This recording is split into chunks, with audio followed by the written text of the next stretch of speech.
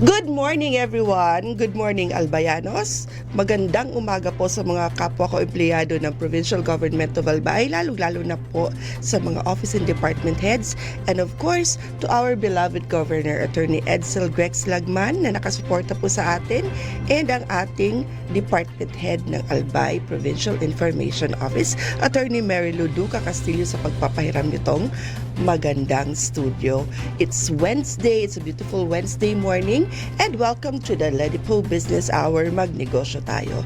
Today, meron na naman po tayong makakasama na hindi lang isa, kundi dalawang mga bisita na kakaiba naman po yung negosyo pag-uusapan natin. Kasi for the past weeks, ang lagi nating pinagkukwentuhan ay yung mga food businesses. So today, kakaiba po yung negosyo nila.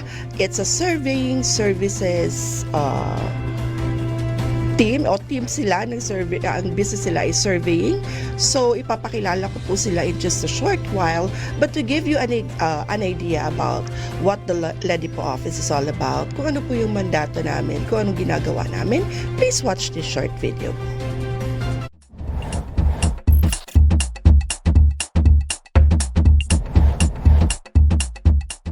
Mandates. The Local Economic Development and Investment Promotion Office is mandated to facilitate, prepare, coordinate, and execute local economic development and investment promotion policies, programs, projects, and activities in compliance with DALJ Memo, Circular Number 2010-113. Vision. Ledipo Albay envisions to make the province of Albay the most preferred investment destination by providing a welcoming environment that provides ease in doing business, effective mechanisms, accurate and timely business information, and assistance to potential investors and partners. Mission. Ledipo Albay aims to foster the economic development and investment opportunities in the province of Albay through its various programs, projects, services, and activities. About the services. Local Economic Development and Investment Promotion is an office that is ready to assist potential investors and partners, private, individual or group, both foreign and local, and the general public, in terms of capacity building, advocacy promotion, marketing and product development assistance for the increased economic development and investment in the province of Albay.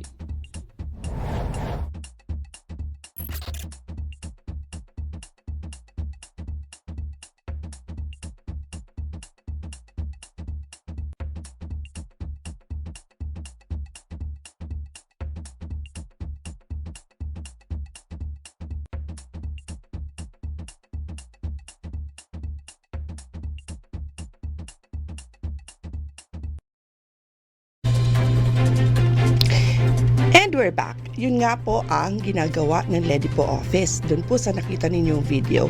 And like I promised, today po meron kaming dalawang bisita dito from CAD Surveying Services. And before that pala, sa mga kaka-tune in pa lang dito sa Ledipo Business Hour, of course, ang gusto lang po mangyari ng Ledipo office makatulong sa mga negosyante, because our vision is to make Albay the entrepreneurial hub of excellence. We want business to foster, and mas gusto po natin na mas pagbukas ang maraming negosyo dito sa Albay. So may dalawa tayong bisita dito today na magbibigay ng kwento. Mga batang-bata pa po itong ating mga bisita sa araw na ito, and magkukwento sila tungkol sa kanilang naisip na buksan ng negosyo, and hopefully may makuha po kayong aral sa aming pag-uusap. Okay. So good morning po and welcome Sir Justin Sapria and Miss Rachel K. Abejero. And kasama po din nila dito sa studio si Miss Helen De Guzman, Miss Rachel K. Abejero and Sir Justin. Ayan. So medyo camera shy si Mama, no? Kaya silang dalawa lang ang ating i-interviewin. Pero correct me if I'm wrong, tatlo kayong may-ari nitong business. Tama. So kayong tatlo. Kaya lang shy si Ma'am. So kayo lang yung kakausapin ko. So good morning. Please greet yung mga fans niyo na nakaabang dito sa interview na today dito sa Ledipo. Na nagsusubaybay po sa page ng Ledipo, and to all our fellow Albayans. Good morning po. Ay, shy din siya pala, ano? Okay, so good morning. Okay, so umpisahan na natin yung ating chikahan for today regarding your business. So, anong klaseng negosyo ba itong CAD? CAD or CAD? CAD po. CAD, okay. So, anong klase ng business po ito? CAD Surveying Services is engineering service na kung saan kami po kami po ay graduates ng Bachelor of Science in Geodetic Engineering Mhm. and also licensed professionals. This is a profession na nagaano po ng meets and bounds ang property lines. Kung yung may mga ari po dyan ng mga properties po, kami po yung nag-establish ng mga boundaries nyo po.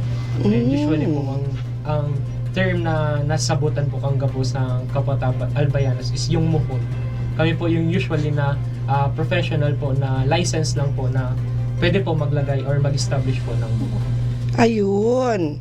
So, ito yung mga parang simento na nakalagay Yung bill. para yun yung palatandaan ng mga tao na hanggang dito lang ang property. Apo. Ayun.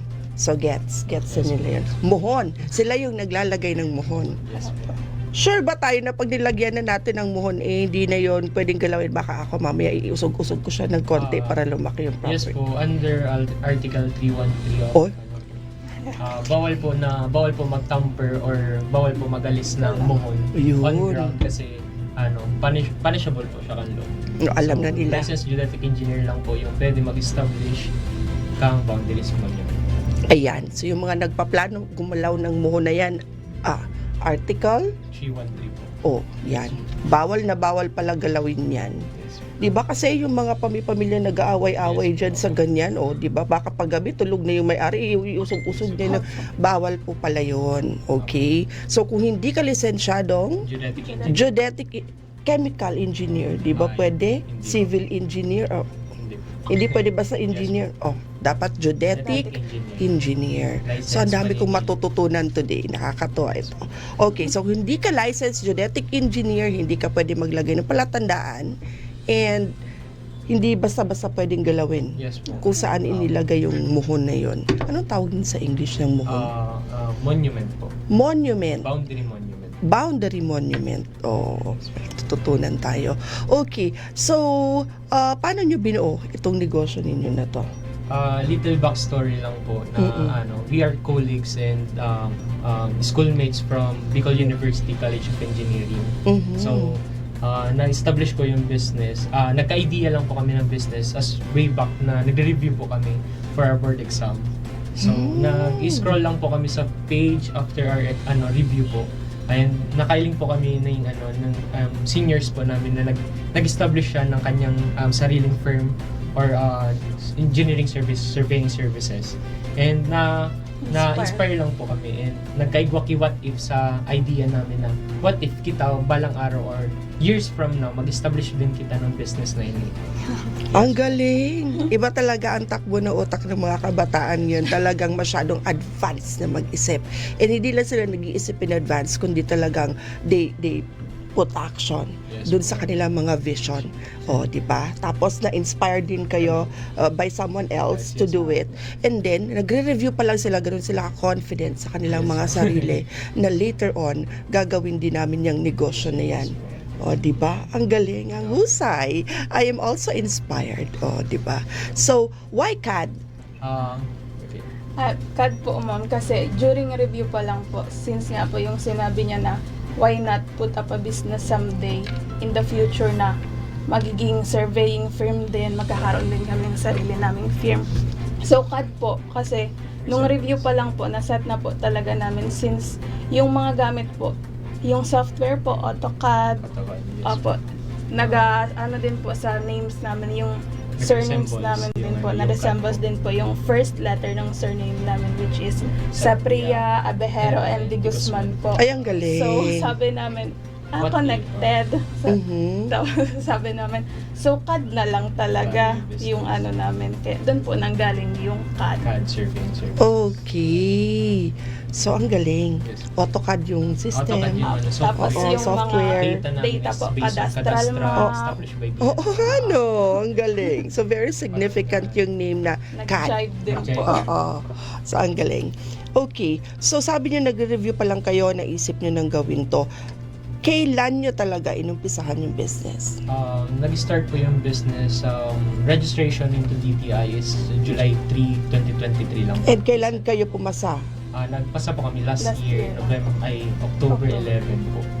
October. So wala pa kasi kami ng enough money para mag-establish ng business. Mhm. So pumasok lang kami sa different offices na pinasukan po namin. Oo. So government office and private. So after a while, napag-decide ko po na at first ako po nag-decide na what if simulan na natin kasi medyo may enough na money to register a business. Mhm.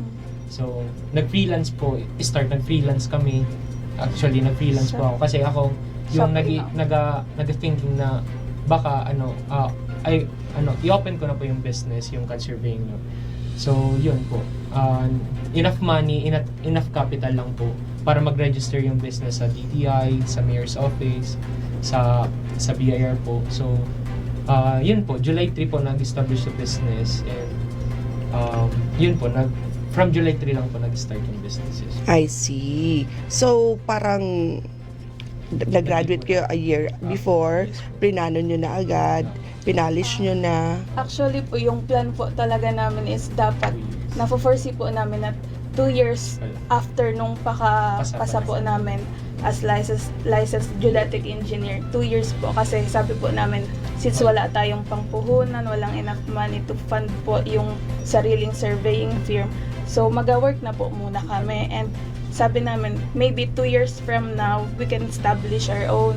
Tapos so yun po na napag-desisyonan niya po na mag-resign na lang po sa work, tapos umpisahan niya na po yung Pero full risk na yun. Opo, Maging since full Ayan. kami po hearted. employed pa Yun- po sa Oo. Yun talaga yung lagi kong naririnig sa bawat interview ko dito. By the way, this is our 14th episode na dito sa Ledipo Business Hour. And yun ang talagang lagi kong naririnig. Lahat ng negosyante na na-interview ko dito, puro risk takers. Yes po. Karamihan mayroong regular job, malalaki na yung mga hinahawakan nila posisyon, ang tataas na ng sweldo, pero nire-risk talaga nila na mag-resign sa kanilang mga regular jobs to really focus on the business. So, malaki ba yung kailangan puhunan to open a surveying Actually, firm like freelance this? kasi before siya, ma'am. So, parang kung ano po yung sales, yun din po yung pang-payment sa mga tao namin, sa pag-rent po ng equipment. Nakaipon po ako from my salary before, tapos yung sa freelance po na So, yun po yung ginamit ko. Enough capital lang po para mag-put up lang ng business na duly registered sa BIR, DTI, and Mayor's Office po. Mhm. So, yun po yung priority ko kasi yun po yung kailangan kasi parang basis din kang mga magpapasukat sa'yo na duly registered ko ba sa business. Parang, Yes. parang Ayun. may pinangahawakan din yung possible clients namin in the future. Tama. So, kayo ay, bago ang lahat, nag-comply muna Yes, po, nag-comply. sa kailangan gawin. Opo. Diba? Sa nire-require ng gobyerno, nire-require ng batas. Bakit yun ang naisip nyo? Hindi. Before anything else, mag-register muna ako. Para po legit. Ayun, that's the term. Legit. Diba? Tapos later on po, saka na lang po namin finalo up yung pag-register sa PhilJeps kasi nung once okay na po kami sa Mayor's Permit, DTI, BIR and such, saka na po namin finalo up din yung sa PhilJeps para PhilJeps accredited din po kami. Bakit ninyo pinursige na magkaroon ng PhilJeps accreditation?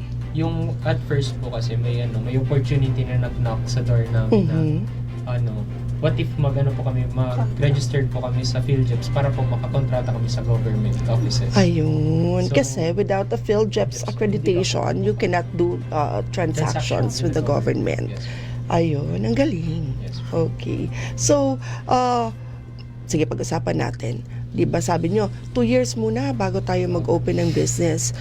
Ganun ba kalaki talaga yung kailangan mo na puhunan to open a business like this? Yes, Yes po. po. Kailangan kasi ng big Million ba?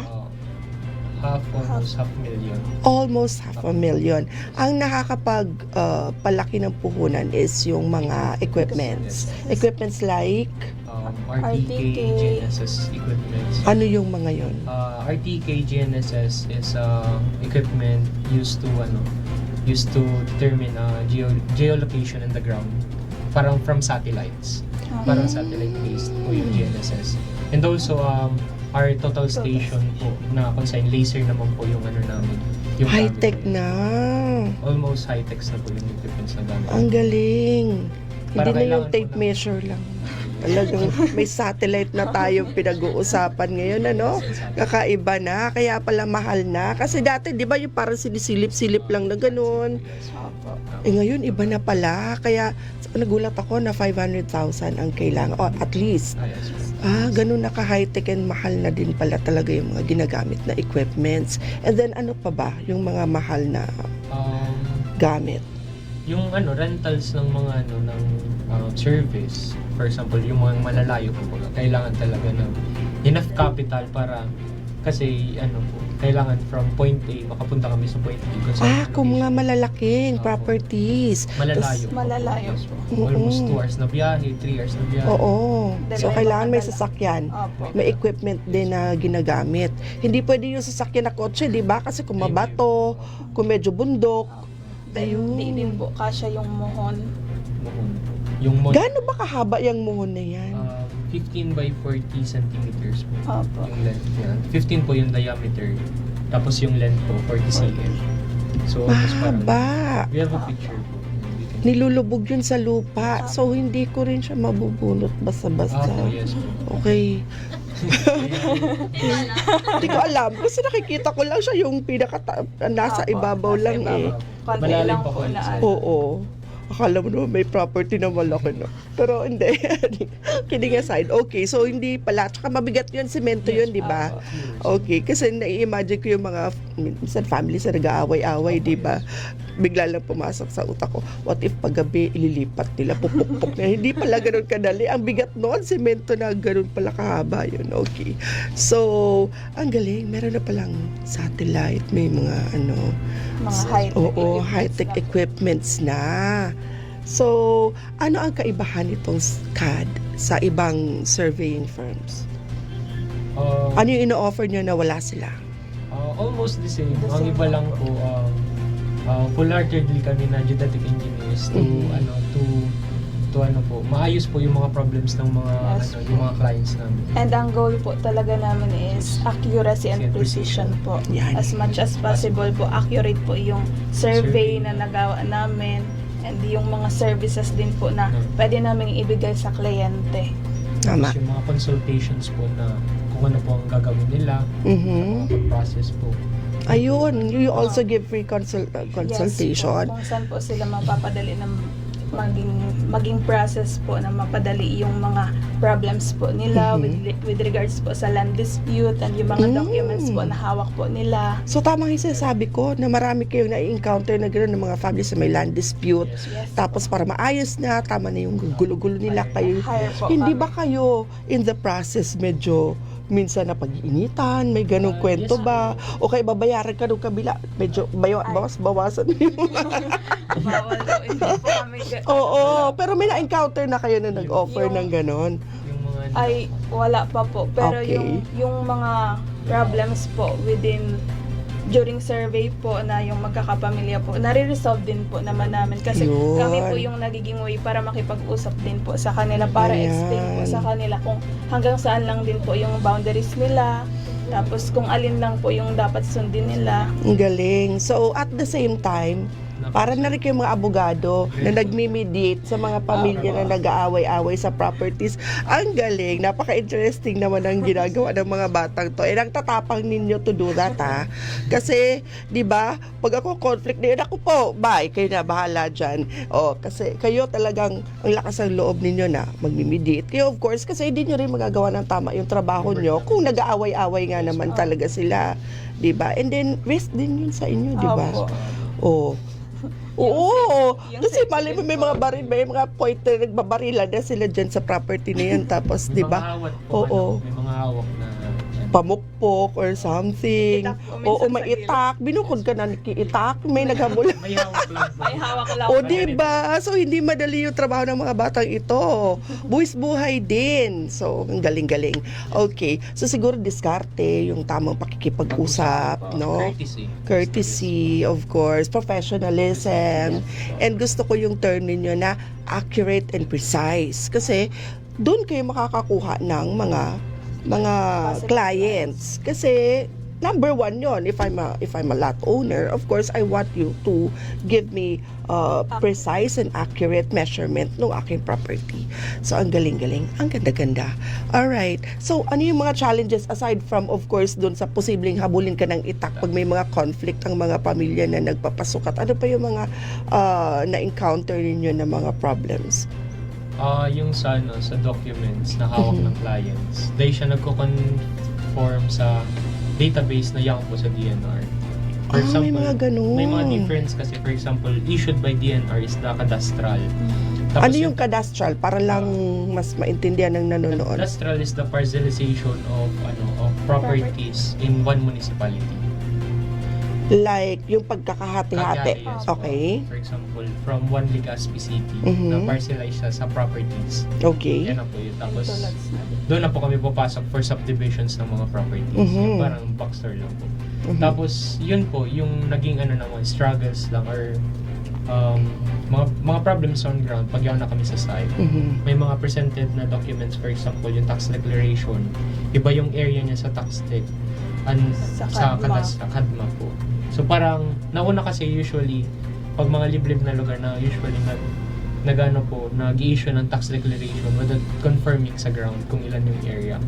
Parang ganun po yung naging, sa mga naging problems mo po na encounter. Yan nga, kasi nung mga unang panahon, wala pa si satellite, wala pa yung mga yung mga ginagamit na equipment sa pagsukat, hindi pa ganun ka-accurate and precise. So, iba-iba sila ng Mga hawak ng document. documents. Paano nyo nire-resolve yung ganun? We explain na we must follow what is established by the DNR. DNR po. Which is the DNR cadastral. talaga ang nasusunod. Kasi sila po yung ng mga meets and bounds talaga ng properties. Nagkakaiba po. Kaya, Hindi yung LGU, hindi yung hawak ni LGU. Si DENR talaga. So yun din isa sa mga roles ng DENR, yung pag-identify ng cadastral locations. Yes I see. Okay, ang dami ko natututunan today, no? And Galing-galing. one of the struggle din po is yung terrain po ng property. Minsan po masyadong steep. yes. Yung ganon. Opo. Diyos ko. So mga mountain climbers na rin kayo at the same time. Grabe naman yung challenge ng Adventure na trabaho.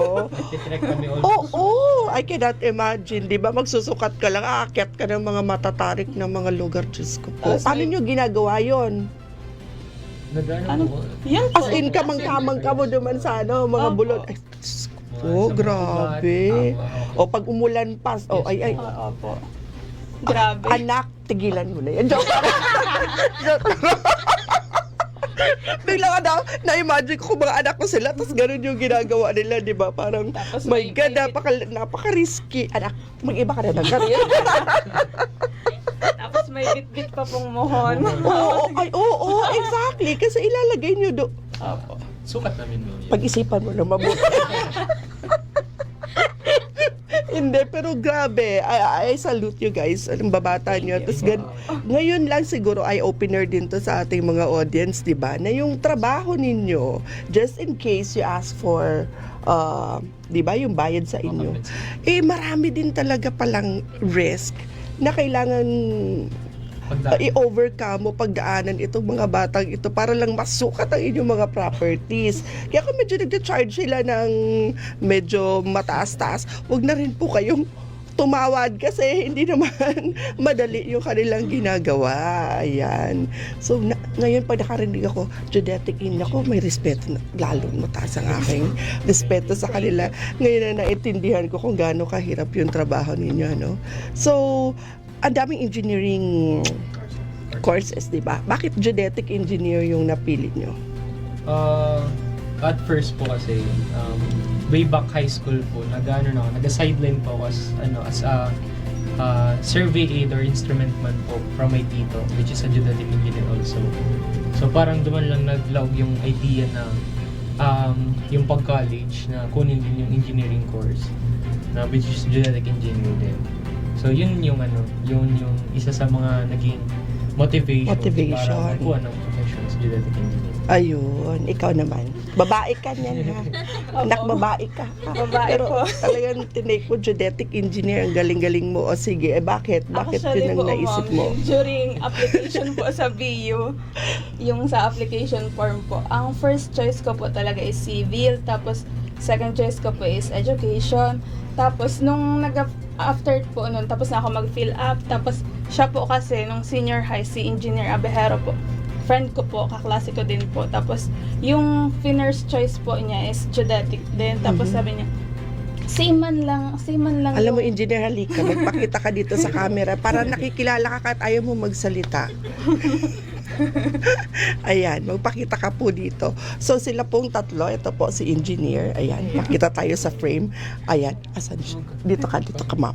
Papakilala lang kita kasi di ba bubuo yung CAD kung wala ang abehero, di ba? Ayan. So, siya po, ladies and gentlemen, si engineer Abejero. Ayan. So, tatlo CAD. Ano yung si ulit? Sepria po. Sepri? Abejero? Di Guzman. Ayan, silang tatlo po ang may-ari ng CAD Surveying Services. Oh, ayan, ma'am. Ayaw mo talaga, ma'am, magpa-interview. O, sige, isa na lang. Pagbigyan mo ako. Sige po. Bakit po genetic engineer ang tinake mo? Ano kasi mami noon, civil talaga Nagsasalita naman. civil talaga pinakauna ko choice. O, tapos. Kaso, gusto ko lang makapasok sa BU. Mhm. And then, time na yun, hindi po masyadong known ang geodetic engineering. Oo. Trinay ko din, tapos ang tita ko din, na-mention niya din na geodetic engineering din. Maganda din kasi yung opportunities na pwede ma-offer sa akin after makagraduate. Ayun. Tapos nayaya ko lang siya. Friends kayo. Ako, sabi Friends niya kayo. po, ma'am, Senior magpa-print na lang ulit ng form, tapos ilagay mo na lang first choice GE. Mm. So, bad influence. Good influence. Oh, good influence. Okay. So, ayan. So, ayan na. Nabuo na natin sa frame ang CAD. Ayan. Ayaw mo talaga ditong umupo. Makipagdaldalan ka na sa amin. Sige na. Ayan. O, di ba first time sa ating program, tatlo yung aking kadaldalan dito. Tungkol sa business. Sige. Ako matindi. Magkukwentuhan lang naman tayo. Ayan. So, ayun. So, tatlong engineers. Yan. Ano yung mga roles niyo? Kanya-kanyang roles ba kayo?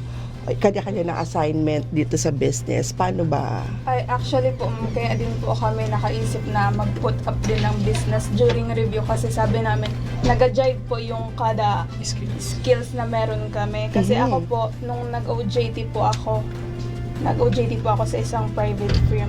Tapos doon po yung pag-process ng mga data na natutunan ko po doon. Tapos siya naman po yung sa survey, sa field po mismo. Sa mga nagtitrain Opo. Mhm.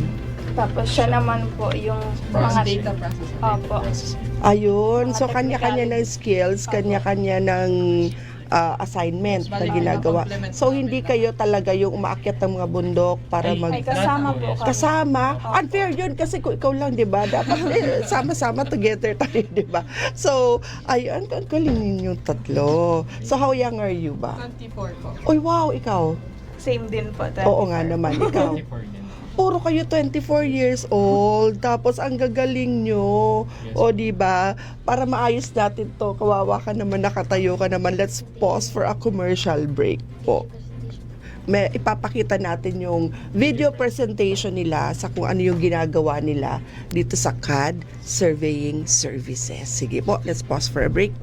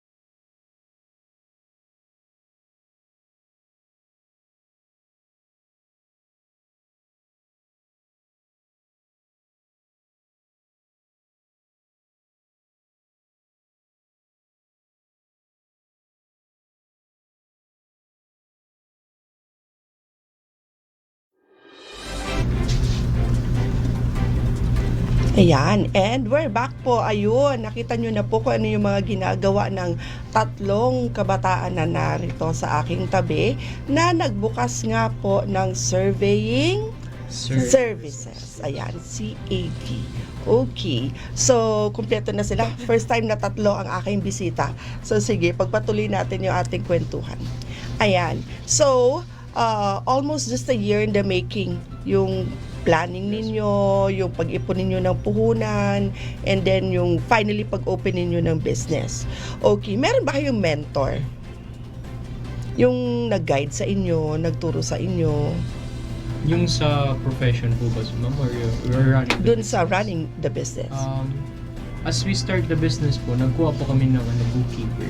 Mhm. Para po, yun po, siya po yung mag-a-assist namin sa mga kailangan ni-register sa BIR, sa pag-file po ng mga documents na needed. Siya po yung si Ma'am Albi. Hello po, Ma'am Albi Pereras po. Yes po. Ayun, Si Ma'am po. Albi. Yes po. Okay. Siya po parang nag-ano po sa amin, nag-guide din kung paano ang magiging workflow ng business, ano po yung mga kailangan na needs na documents. So siya po yung parang nag-assist po sa amin as we proceed sa pagputa po ng business namin. Ayan, sige. Take this time to thank yung mga tumulong sa inyo. Para at least kung nanonood sila ngayon. We would like to thank our bookkeeper, which is Ma'am Albi Ferreras po, for helping us sa pag po ng mga documents and legal documents po. Tapos we would like also to thank our parents, yan po, sa pag fully support po sa amin as we dive into our journey po digdi sa pag-put up ng business. Okay. Yes. And also po yung mga tumulong din po once may question po kami with regards po sa surveying services po, yung mga processes din po na minsan wala po kaming alam. Thank you po Thank you po sa Yun. inyo po. sa mga Sa lahat ng seniors. Seniors Yes po po. namin. Sa seniors na wholeheartedly na tumulong po sa pag-give ng techniques and then po also sa pag-date, sa mga datas pong available. So, thank you very much po. Ayun. So, bale, ilang years na yung business niyo? Wala pa. Hindi po. Ba- 6 months pa lang. This year lang siya binuksan. July po. July 2023. So, Almost 5 to 6 months. Yes. Kumusta naman ang pasok ng pera? At first po, nagpapakilala as a new business, mahirap po talaga yung part na yun na wala po kaming clients. A month, yan, wala po kaming clients. As freelance po kasi na business, parang new business pa lang po siya. Pero as time goes by naman po, nagkakaroon naman at least a month, one client per month, tapos yun po. Tapos yung mga nagpa-quotation, tapos for next year daw na business na survey. So, yun po yung mga inaantay namin na clients. So, Ano yung diskarte nyo ngayon sa promotion? Digital marketing po. Yes po. Ang helpful po kasi ng digital marketing kasi free din siya through online social platforms like Facebook. Doon kami nung nag-start kami na mag-open ng Facebook page, doon namin nakita na mas nakilala ka. Kami. Okay, sa Mas Facebook talaga. nag-expand yung po. Reach po na. Instagram. Instagram. Wala pa. O, baka TikTok. try nyo na rin yung TikTok. Meron na rin yung habang nagkakamang-kamang ka baga sa mulong dibuhan mo kay TikTok. O, di ba? Baka mag-trending ka naman. O, mag-TikTok na din. Syempre, kanya-kanyang diskarte, di ba? For the promotion. Kung ano yung nauuso, ano yung nagte-trending, sige, pag-isipan ninyo ng maigi para mas ma-promote. And ito, like this program, o, mag-guest kayo Very sa mga helpful. programs and mag-promote kayo and then keep on sharing your videos kung meron man kayo. Kasi, kasi nasa starting point pa lang kayo ng business. So, very important yung marketing and promotion. Paano kayo makikilala, paano magiging aware yung mga tao na meron ng ganong negosyo, na may nag-o-offer na ng ganyang services. So, aside from sa pagsusukat ng mga properties, pag-identify ng cadastral location, ano pa yung ino-offer na service ng CAD? We also offer yung assistance of titling, transfer of titles ng mga properties. And we Tax also tax declaration. declarations po. Tapos sketch maps also, yung mga plans po Oo. kailangan sa pag-ano po. Tapos as years from now, we want to venture also different part kang profession may, pero parang iba yung target market mo. Parang we want to venture yung photogrammetry, yung pag-capture po aerial photos, yung drone po yung gamit, and Oo. water, hydrography, Oo. and satellite-based mga data po. Yun din yung parang na-foresee me na para malawak yung services na offer me, mag-venture kami doon po. Pero need po ng another big capital po para mag-put up ng another business na rin. Meron lang akong curious sige. lang ako. Tatanong ko lang sa inyo since nandito na rin kayo. Kunyari, landowner ako. Yung lupa ko, dinadaanan ng ilog. Ayun. Eh di ba yung ilog, hindi ko property yun. Property yun ng government. Paano kung yung unang sukat nyo, hanggang dito yung property ko, tapos kinain siya ng ilog, so wala akong magagawa. Wala po. Accretion po yung tawag. Ano tawag doon? Accretion. Accretion is the residual. Gradual na mawawala po yung loading, pero nag-erode po siya. Oo. Yes po, parang Wala talagang nagagawa in that case yung mga property owner. natural po yun na If I put up a business, let's say, quarrying kunyari, since Okay. sa loob ng property ko yun siya, kailangan pwede. ah, Akin lang yun, i-exclusive ko yun, hindi. Ay. Hindi pa din. Hindi po. Permit po. quarry permit May po mga kailangan. permits po tayo na Mm. kailangan i-secure bago tayo. Tapos may within Start ng certain quarry. area lang po na pwede po kita mag-put up ng ganun na business. For example, 5 hectares for 5 years and parang renewal po for another 5 years. I see. Parang- Okay. Yun po. Sa provincial po ata yung provincial yung nag-issue ng permits. Provincial offices. Usually, sino ang mga nagiging clients ninyo dito sa inyong business? Landowners. Oh, yes. Meron na ba kayong experience na nag-cater kayo sa mga malalaking companies, kunyari, or malalaking negosyo? As of now po, wala po. So, i-ano na natin yan. Yes po. I-claim na natin. I-claim na natin, i-manifest na natin yan na very soon magiging malaki kayong surveying team, tapos marami ang magpapa-survey sa inyo. Ano? So, ang galing. So, ngayon ba, aside from meron na kayong business, ginagawa nyo pa rin, may ginagawa pa rin kayong ibang trabaho o puro kayo tutok lang sa full na negosyo? po. Full na. Full-fledged, Full-time na po. full-time. Yes. Okay, ang galing. So, ang laki nung nilabas yung initial capital. So, like, sa takbo ng business ngayon, yung ROI, ang tansya nyo, mga ilang years or what? Estimate me po kung pag-start po ang business, almost 2 years po yung ROI. 2 Depende years. sa clients po. Oo. So, sisipagan natin ang Yes promotion po. and Promotion, marketing. Para mas maraming clients, mas madali po yung ROI. Oo. So, ano pa? Sige, syempre may mga, lalo ngayon, pinopromote na natin, magkakaroon na kayo ng mas maraming kakompetensya. How do you feel about having competitors sa business? For us po, we don't see them as competitors. Parang siya, siya po sa nagpapatibay kang industry, which is yung surveying services po.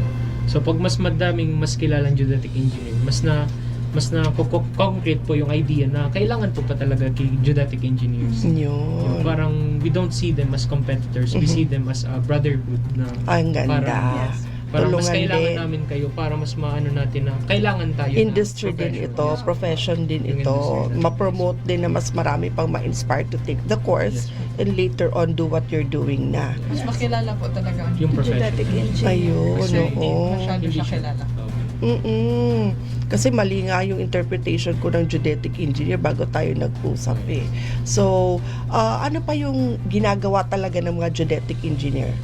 Aside from yung pagsusukat ng property, ano pa talaga? Yung Yung expertise ninyo. Photogrammetry, yung drone mapping, hydrography, yung pagano po ng terrain below water sea level. Kami din po yung gumagawa ng satellite imagery din po, yung pag-capture ng mga satellite images sa Below sea level, ano? yung sa sa bottom part kang sea or dagat. Daga Yung ang depth. Yung terrain po kung paano ang niya surface niya, kung how depth. Kung kunyari, tabing dagat yung property, mga ganon? For example po, Philippine ports po, kami po yung nagme-measure kung pwede ba makapasok yung mga barko para makita namin yung terrain underground. Oo. Dadaanan ng mga barko. Barko. Ano yung ginagamit yung equipment doon? Hydrographer, Sound. echo sounder po usually, Oh. which is costly. Mas Mas mahal. mahal po sa ganun. Kaya nyo na bang gawin yun ngayon? As of now po, wala. Wala Yes. pong equipment. Wala pang equipment. So, ang galing. Claim. So, kung magpaparal ako ng anak ko ng geodetic engineer, malaki din yung... We are not focused. Eventually, kung gusto kong malaki yung magiging negosyo ng anak ko, ang daming equipment sa kailangan Yes din. po. Puhunan din, ano? I see. Okay. Pero ngayon, marami na rin nagtitake ng course na yan talaga. Medyo So, dumadami yes, ngayon. dumadami na po. Mas Mm-mm. nakakilala na din yung profession namin as geodetic engineers. I see. Mas nagdadawala po yung industry namin. Ayun. Tapos not into land surveying lang po yung profession namin. We can venture din po talaga sa kunyari pag map po ng terrain yan na hindi po gamit yung yung mga gamit po namin, yung drone mapping. Mm-mm. Parang ma-visualize lang kung asan yung for example yung house, parang gano'n through drone map. Ang galing. Okay. So, sabi nyo, pwede rin mag-consult sa inyo. Ano Yes. usually yung mga na-encounter nyo, kinoconsult sa inyo ng mga clients? Yung nag-problems lang Yeah. talaga. Kadalasan yun yung yung adjoining, lumagpas. Saan ba talaga dapat ang Boundary. boundaries? Yun po yun talaga yung inaayos. Naka-encounter na kayo ng nagmamatigas na mga Yes po. clients na hindi, sa sukat ko ganito. Recently lang po. Pero, sige, kwento mo, anong nangyari? Huwag na natin pangalanan. Anong nangyari? Nung una po kasi ma'am, kumbaga, since may muhon na yun, sinabi niya na wag yun galawin. So, pero hindi po May siya muhon yung na. kliyente namin. Pero, during survey po, before survey po talaga, nag-notify po kami sa mga adjoining owners na mag-survey po kami dito sa katabi nyo. So, bale, alam din po nila, aware din po sila na during that day, mag-survey din po kami. Tapos, nung una po, sabi niya, galit siya kasi ayaw niya na yung sa boundary po is magalaw. Then in-explain din po naman namin na yung boundary na yun is dapat dito, ganyan. Tapos eventually po, naano niya din po. Opo. Parang nakausap natin. Oo. Kasi Ganito. kunyari ako lot owner, tapos biglaan nyo akong sasabihan, ay ma'am, babawasan ko yung property nyo ng mga 3 metro. Ay, malaking yun sa akin, kawalan sa akin Yes, yun, yeah. di ba? So, paano nyo ini-explain ng maayos sa kanila? Communication lang. Good Oo, communication. ano mga technique ang ginagamit ninyo? Pinapakita namin kung ano yung result ng survey namin, kung ano talaga yung data, tapos May interactions lang po na ma-explain sa inyo further na ganito po talaga yung sukat natin sa ground based on technical descriptions given by the DNR. Pag sinabi may basis nilang po kami DENR, hindi na pwedeng magtigas ulo sila kasi yun talaga yung susundin. Yung muhon nga na yun, paano yun? Lipat. Ay, hindi po. Ay, hindi, Nag-establish. Bawal po. Even us cannot... Kunyari, mali yun. Yung una, na ilagay na. Anong gagawin doon? Kunyari, may bago na at mas tama na nasukat. nilalagay lang po namin yung survey po namin. Mohon para Stay pa rin yung Yeah, nauna. po. Tapos, kung mag-appeal pa din po sila, we can, they can also hire another geodetic engineer para magkaroon po ng resurvey po sa property niyo.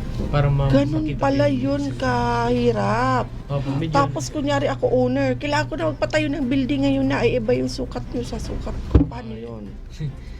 yung kasi may process pa po. After may mag-survey, need pa po yan mapasok sa DNR for approval. May mga ganun pa po. Kaya, it takes long po yung process. So, since iba yung hawak ko, sa na-survey ninyo na iba din, papa-approve nyo din. Yung survey po namin. Sa Based din po sa DNR. DNR. Ayun. So, hanggang hindi yun nare-resolve, hindi ako pwede magpatayo ng structure ko doon. Mas better. Mas hindi better. ka dugi. Ay, oo, pag natayo na, tapos tatapyasan nila. Ay, naku po, ang hirap nun. Ganun. Okay. Kaya So, mas sige. maganda talaga magkuha ka ng geodetic engineer before ka magpatayo ng bahay. Mm. Pero may hawak din. Okay. Ang galing naman. So, ayan. So, grabe kayo, no? So, para na kayong mga mediator, di ba? Tapos nag-mountain climbing na rin kayo at the same time, sabi nyo. Tapos parang may mga, ano yan, yung sport na may mga obstacle course kayo mga pinadaanan para lang makapagsukat, ano? Tapos high-tech equipments. Ano pa yung mga na-encounter yung difficulty sa business? And paano nyo nire-resolve yung mga yun? Kunyari may bagyo. O, tapos ako, demanding ako na client. Kailangan masukat na ang lupa ko kahit bagyo. Ano gagawin nyo doon? Hindi naman namin mag-i-risk yung buhay Okay, tama naman yan. Tama yan mga anak. Huwag yung i-risk ang buhay ninyo dyan. Oo. Tama. Very good. Pero hindi di mawawala yun na mga may demanding clients, di ba, na aapurahin kayo na ano We gawin explain nyo. them kung ano po yung magiging risk pag pinusin po namin kasi yung equipment din namin. Tama, may equipment. Tapos yung mga taong kasama din namin. We Yes. cannot risk their lives Life. over Paano kung yung mga may red tag na mga places? Paano yes. Ay, yun, hindi kami di ba? pumapasok doon. Tinatanggihan nyo na talaga sa ano din. din po, parang sa unwritten rule ng mga genetic engineers na parts na ganun, parang mas riskier. Mas maray nang mas iwasan po. Okay. So, hindi kayo yung tipong doble presyo kasi delikado dyan yung lugar ninyo. Pero yung iba siguro, no? Ay, ikaw talaga kahit doble, triple, ayaw pa rin. Hindi ka ng buhay ko. Okay. Oo, kasi 'di ba, may mga ano naman na just in the middle of the conflict tapos gusto nila ipasukat yung ano nila. Okay, sa bagay, buhay yan. Unahin natin ang buhay. Okay. So, ilan kayo all in all sa office ninyo? May mga staff din ba kayo? As of now, ma'am, we have no office yet. Kasi, Wala pa. Wala pa Parang physical office. Parang interaction in our page only para makamit yung client, makausap din yung client. Since yung mga kasama din namin, relatives din po namin, freelance, for example, may survey kami, for example, 2 days, tiga-hire po nila namin, or sinasabihan po nila na may survey to in 2 days. So, yun po, parang kung may survey tayo today, hire po kami. Kita-kita na lang Kita kayo na doon. lang, yes. Ayun. Ang dali-dali na talaga ngayon dahil sa technology and sa innovation na nakikita natin sa paligid, no? Ang laking tulong. Yes. 'Di ba? So, hindi kailangan ng physical office para makagawa ng business na ito. Chat-chat lang, usap-usap lang, okay na, Meetups, yes. meetups. Pero like you said, kailangan ng pag-install, yung pagtataguan ng mga equipments. Apo, yes. Yun lang. Naka-register Oo. po yung business Sa namin sa bahay lang po namin. Naka-register po yung Mm. business. Parang home office po siya. Home office, I Kasi yung see. freelance part pa lang po yung una. Kaya yun po yung Tapos as we decided for next year, kuha kami ng another office for mas malawak yung reach ko. For example, pwede namin ma-meet yung client sa office namin, and for example, mga government agency na need din na makita yung physical office. At least ma-meet po namin sa office namin. Paano yung records keeping ninyo niyan? Kasi wala kayong opisina. Paano? Yes po, may mga lang kami, file folder. File folders pa rin naman na ano yung records. Pero since you're registered sa LGU and sa DTI, so meron kayong binibigay na receipt, di ba? Yes po, yes po. Oo. So, pag-usapan natin, di ba kayo nahirapan sa pag-register nyo with DTI and with the LGU? Yung sa DTI po, walang masyadong kasi through online po siya. Online lang. Okay, Yung ang sa galing. din po, yung sa BI. mayor's permit and business permits, wala man siyang masyadong lang po kasi. Kaso lang ma'am, may time na hindi po ako nakaka-follow up dito kasi may survey kami sa Masbate. Kaya yun po yung bookkeeper ang nag-asikaso po ng mga documents namin. And sa Okay. registration sa BIR po. Hindi naman nahirapan. Wala man. Tuloy-tuloy naman. Tuloy-tuloy naman po. Saan kayo nag-register? Legazpi? Legazpi po, yes po. Legazpi Ayan. po So, kami. pangalawa na to sa Okay. nagpapatunay na napakagaling Okay. ng Legazpi City Okay. mag-assist sa mga negosyante. Mas mabilis po talaga. O yun, mabilis. Palakpakan natin ang Legazpi City. Ang galing-galing po nila kasi syempre pinagtutulungan namin yan to provide ease of doing business sa mga negosyante, lalo yung mga startup na kagaya nyo. Kasi iniiwasan natin na ma-frustrate yung mga kagaya yung magbubukas pa lang o first time pa lang magbubukas ng negosyo, tapos requirements pa lang, pag-comply pa lang, hirap na hirap. Ay, ayoko na, hindi na ako magbubukas ng negosyo. Pinapahirapan ako na. Usually, di ba? Pero Legazpi City, dalawa na po. Patunay na. One-stop shop. Ang galing. Okay, kudos Legazpi City po sa pag-alalay at pagtulong sa ating mga startup business owners. Ayan. So let's promote na your business. How will they get in touch with you? Ano yung number na pwede i-contact? So, good morning again po. So, we are the CAD Surveying Services, and you can reach us in our Facebook, CAD Surveying Services. And in my contact number, Engineer Sapria, 0995-2325-985. And Okay. also in our email, cadsurveyingservices@gmail.com. Okay, naka-flash din po yan sa inyong mga screens. Ikaw din po. Yes Personal. po. Ang personal contact number ko po is 0919-604-1137. Mhm. And also, my contact number po is 0929-6643-934. And you Okay. can see it below this screen. Yung Okay. yung numbers po natin. Okay. So sige, ipakita po natin ulit sa kanila before we end the program kung ano po yung ginagawa ng mga batang ito sa kanilang negosyo. Sige, let's pause for at least 1 minute to show them.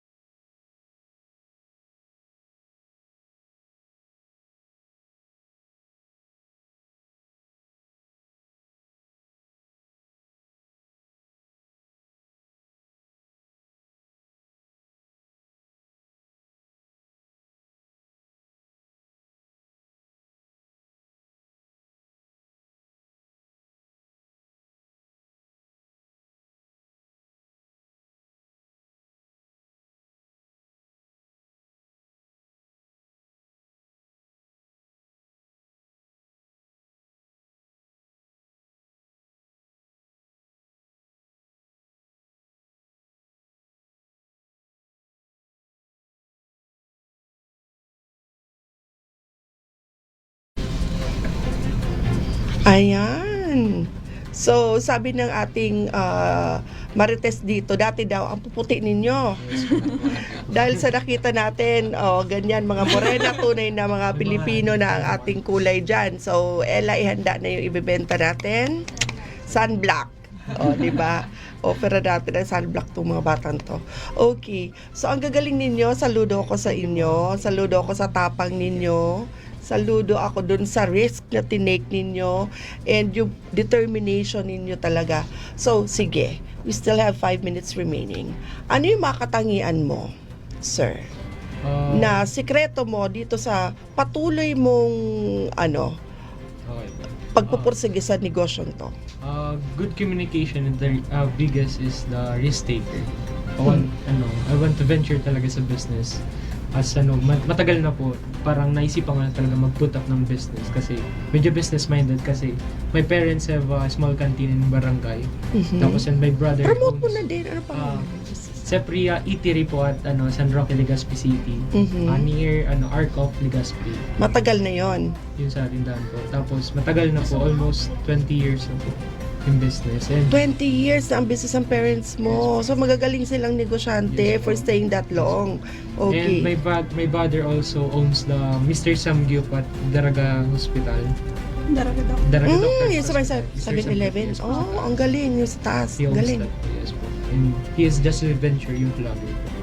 Yes po. Tapos yun po, risk taker and good communication skill is the best. Yan. Yun ang sekreto mo. Communication skills, tapang, Dapat. yung risk sa pagninegosyo.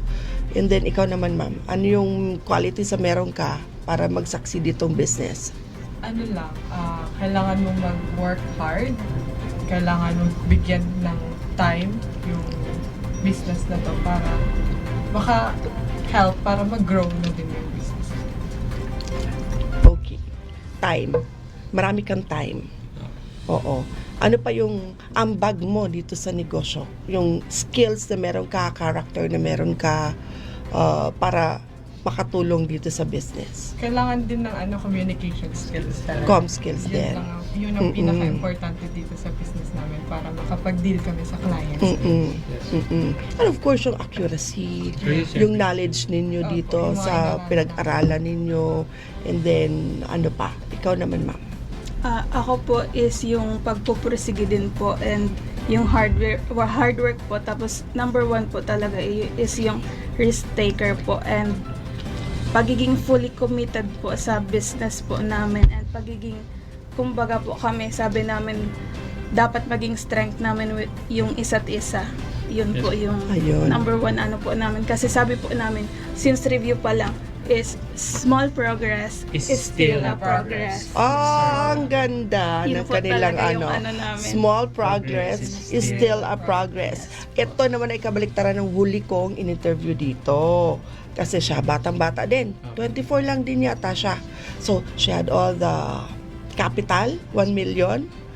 Pero, siya naman, aim big agad. Yung parang, tinodo niya agad. Lahat ng inisip, pinagsabay-sabay niya hanggang sa nagkagulo-gulo. But marami din ako natutunan doon sa aming interview. She was honest enough and brave enough to share yung personal experience niya. So, ang ganda. Sana nakinig siya sa interview na to muna bago siya para natutup. But she learned a lot from that experience. So, tama yun, no? Small progress is still a progress. Baby steps lang. Huwag madaliin, huwag pilitin. Kahit maliit lang na umpisa, basta may progress, maganda pa rin yun at may magandang kakahantungan pa rin yun. Ayun, so ang ganda-ganda. CAD, Surveying Services, Justin Sapria, Rachel Abihero, Helen de Guzman. 3 kabataan na hopefully nakapag-inspire sa inyo ngayong umaga. So sila ay nangarap. And positive thinker silang 3 kasi after pa lang ng review, nag-visualize na sila and then talagang inisip na nila yung future. Agad-agad, naging mga confident na sila na kaya namin yan, gagawin namin yan. And sabi nila 2 years in the making yung business pero nag-risk na agad sila to open the business sooner than the estimated time na 2 years. So, feeling nyo hindi kayo nagkamali dito sa desisyon nyo na buksan na agad? Ganun ba talaga sa pagninegosyo? Pag naisip mo, you have the resources, go na, umpisahan na agad. Opportunities, pag pumasok, Oo. if opportunities knocks on your door, just open them and Let them in. Okay, ayun. I-manifest na natin kasi parang ang galing-galing nyo sa manifesting no? Oo. Ito doon na natin yung pagmamanifest na mga big companies And malay mo, may nanonood sa atin dyan ng mga negosyante at dahil sa term ninyong accuracy and precision, mas marami tayong maging clients. 'Di ba? So, yun ang pinagmamalaki ng CAD. They will provide accurate and precise measurements or survey sa inyong mga properties. Ayan. So, ang galing, nakaka-inspire. So, yung mga kabataan dyan na wala namang ginagawa or kulang pa sa lakas ng loob na magbukas ng negosyo, tingnan nyo, 24-year-old na mga kabataan, talagang nagpupursige na. Kasi may pera sa negosyo. Sisipagan lang natin, di ba? And yun nga, lakas ng loob, sabayan mo ng knowledge, continuous learning, 'di ba? Because every day may matututunan kayo, 'di ba? While you interact with your clients, you will learn something new. I-incorporate natin 'yun sa ating mga trabaho and talaga magiging magaling kayo eventually. Mas magagaling pa. Okay, so what are your final messages to our viewers? We would like to thank from on behalf of Conserving Services, ma'am. Thank you for inviting us in your business hour and thank you for Ledipo for Having us here. having this opportunity interviewing us. Thank you po so much. And also po kay Miss Ella Marie Breen for, syempre po siya yung naging way para ma-invite po kami dito. Oo. Thank you po. And nag-enjoy talaga ako dito sa ating chikahan kasi for the past weeks, although nag-enjoy din naman ako sa kanila, puro food business. So today marami akong natutunan sa inyo na kakaiba naman yung pinag-usapan natin, surveying business naman ito. And talagang ang daming na-share sa ating audience na kapupulutan nila ng aral pag sila naman ang nag-open ng business. Okay? So once again, slowly this time, give them your mobile numbers para makontak nila kayo. My mobile number is 0995-2325-989. Okay? Mine is 0919-604-1137. And also mine is 092966439334. And please don't forget to like and follow our page, CAD Surveying Services. Yan po. Thank you so much. Thank you. Ayan. So, thank you very much. Tapos na naman po ang aming isang oras sa pagbibigay sa inyo ng kwentong negosyo dito sa Ledipo Business Hour. Magnegosyo tayo. Hopefully, we have inspired you all po na magbukas na rin ang inyong mga sarili-sariling negosyo dyan because of course, we want to be the entrepreneurial hub of excellence, ang probinsya ng Albay. We are one with the Governor, Attorney Edsel Grex Salagman sa kanyang layunin na ito. Thank you so much, Ma'am Meriludo Castillo, for allowing us to use this beautiful studio, and of course to our very masipag na technical assistant dito sa PIO, na si Sir Richard Bobis, ang mga writers ng PIO, si Ma'am Maria Elena Pancho, Ma'am Aliana Vea, and Ma'am Lorena Kising, and lahat-lahat po na sumusuporta dito sa amin sa Albay PIO office. Thank you very much sa inyo po na nanonood sa amin every Monday and Wednesday. Maraming salamat po. Again, like, follow, and share our page, Albay PIO and Ledipo Albay page, para po maging updated kayo, and if gusto nyong marinig yung mga previous episodes namin dito sa Ledipo Business Hour, you can do so sa aming Ledipo page. So thank you so much for your time. Thank you for being with us, and hope to see you again on Monday, same time, 10 a.m. to 11 a.m. We will invite again business owners from the province of Albay to share their success stories. So thank you so much. Good morning. Happy Wednesday. Enjoy the rest of the week. Thank you. Thank you po.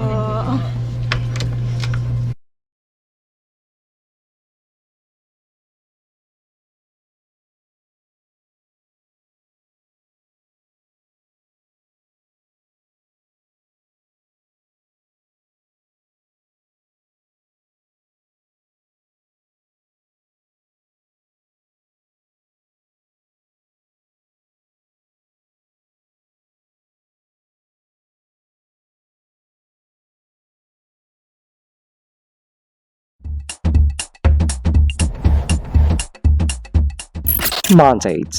The Local Economic Development and Investment Promotion Office is mandated to facilitate, prepare, coordinate, and execute local economic development and investment promotion policies, programs, projects, and activities in compliance with DALG Memo, Circular Number 2010-113.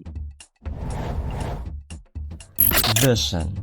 Ledipo Albay envisions to make the province of Albay the most preferred investment destination by providing a welcoming environment that provides ease in doing business, effective mechanisms, accurate and timely business information, and assistance to potential investors and partners. Mission. Ledipo Albay aims to foster the economic development and investment opportunities in the province of Albay through its various programs, projects, services, and activities. About the services.